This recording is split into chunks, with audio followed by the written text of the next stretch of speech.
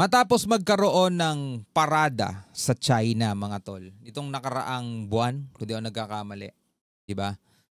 Ipinakita naman ngayon ng North Korea etong kanilang kakayanan. Dahil nagkaroon din sila ng parade. Ito nga sabi rito sa title, North Korea Parades, ICBM. Sa mga hindi nakakalam ng meaning ng ICBM, yan yung Intercontinental Ballistic Missile. Miling mga kapatid, etong missile na to is talagang long range. Kayang tumawid ng mga kontinente. Ganon katindi yan. Capable, sabi ganon sa title mga tol nakasulat, capable of bombing entire US. Kaya daw mga tol patamaan kahit saan mang lugar mga tol dito sa Amerika. No? So panoorin natin itong Kim Jong-un's rare speech. Yan sabi rito. Basahin natin muna yung description. No? Tayo naman ay magbibigay lang ng reaksyon. North Korean leader Kim Jong-un unveiled a new intercontinental ballistic missile o ICBM, the Hwasong 20, yun ang pangalan, capable of reaching the United States, no? Kayang abutin mga tol ang Amerika during a grand military parade marking the 80th anniversary of the ruling party. The North Korean state media KCNA described it as the country's strongest nuclear strategic weapon system. Sabing ganun mga tol. The parade was attended by high-profile international guests, including Russian former President Dmitry Medvedev, Chinese Premier Li Qiang, yun yung nagsalitang yun yung nagsabing malaki man daw o maliit na bansa dapat nakakaranas ng pantay na pagtrato. Yun si Chinese Premier Li Qiang. Yun yung may sabi nun. And Vietnam's Communist Party leader Tu Lam, highlighting Pyongyang's growing diplomatic signaling alongside its military show of force. So panoorin natin to mga tol. Bago natin to simulan, syempre huwag niyong kalimutan mag-subscribe. Click nyo na rin ang notification bell para ma-notify kayo whenever na may mga bago tayong reaction video tulad nito. At syempre kung nanonood ko naman sa Facebook page, huwag niyong kalimutan i-follow, i-like ang page po natin. Maraming salamat. Panoorin na natin to. Ano? North Korea unveils ICBM capable of hitting all of US, no? Buong Amerika, mga tol, kaya niyang patamaan, sabi. Kung hindi mai-intercept. At kung gumagana. Kim Jong-un flaunts new intercontinental ballistic missile. Ito talaga, kasiyahan niya New Hwasong 20 can easily, sabing gano'n, napakadali na maabot ang Amerika, unleash destruction, sabing rich US, unleash destruction. Ano kayang reaction dito ni Trump? 사회주의 제도를 수립한 다음에는 진보와 반동. Basahin natin. Following the establishment of the socialist system in our country, we found ourselves standing at the forefront of the most acute confrontation between the progressive and the reactionary. Sabing ganun. 사회주의와 제국주의 간의 대결에서 가장 첨예한 전초선에 위치한 지정학적 환경으로부터 수호의 사명에 가장 첨예한 and between socialism and imperialism. Given the geopolitical position of the country, our party had to adopt a more resolute approach towards performing its mission of defending socialism. Sabing ganon ni Kim Jong-un. 조선에 위치한 지정학적 환경으로부터 수호의 사명에 더욱 견결하여 자위 국방 건설. It had to give a strong impetus to implementing the cause of building the country's self-reliant defense capabilities as the vicious schemes for isolating and stifling 위협을 강력히 추진해야 했고 세기를 넘어 끈질기게 감행되는 경제적인 고립 압살에도 항시 country economically persisted from one century into the next. 공세적으로 대처하면서 방대한 사회주의 aggressively while pushing forward with the gigantic projects for socialist construction. 사업들을 진척시켜야 했습니다. Russia, China, Vietnam officials present at Korean military parade. Hindi nakarating si Xi Jinping saka si Putin. Busy North Korea unveiled the new intercontinental ballistic missile ICBM on Friday.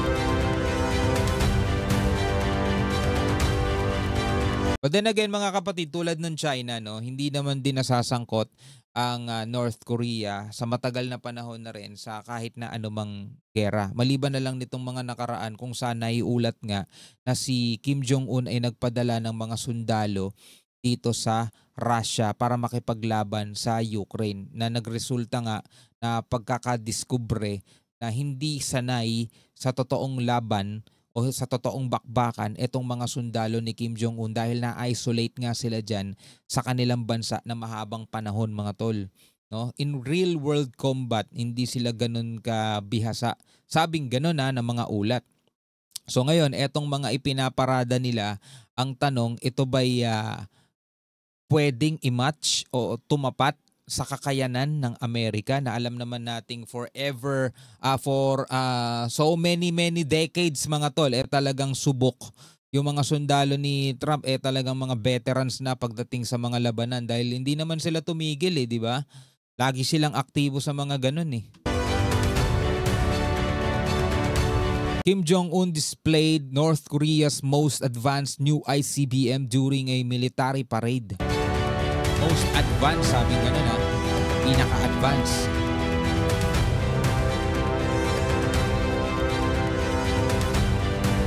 New Hwasong-20 was showcased at the parade to mark the 80th anniversary of North Korea's ruling party.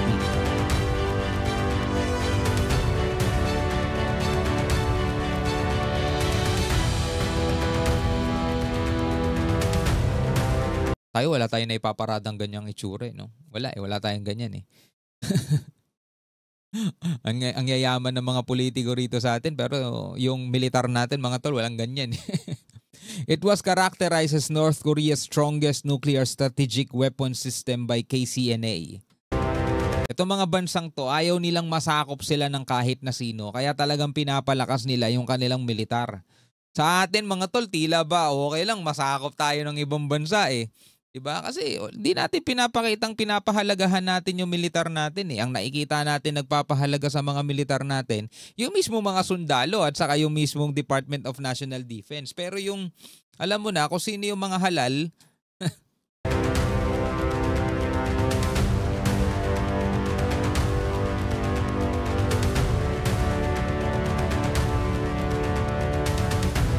North Korea has a Hwasong series of long-range missiles which are capable of striking the US. Capable. May kakayanan. However, experts are cautious over its guidance precision and warhead surviving atmospheric re-entry.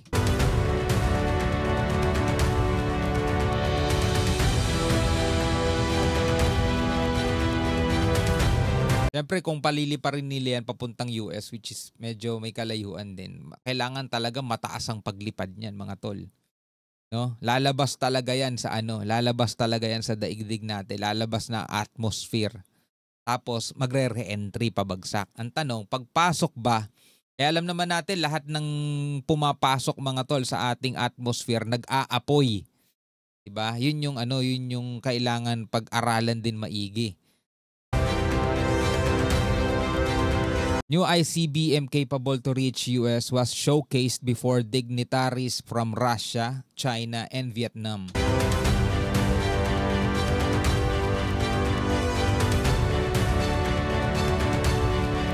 Grabe yung mga palakpakan sa kanila. Akala mo talaga no?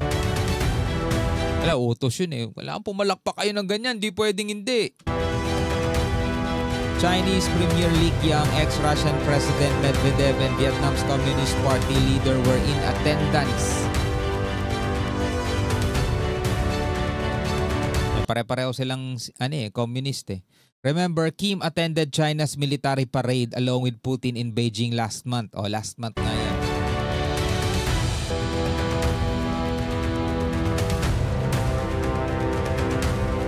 Tuwa si Kim Jong-un kadikit niya yung dalawang higanting leader Putin at saka si Xi Jinping. Kim offered warm encouragement to North Korean troops serving abroad as per KCNA.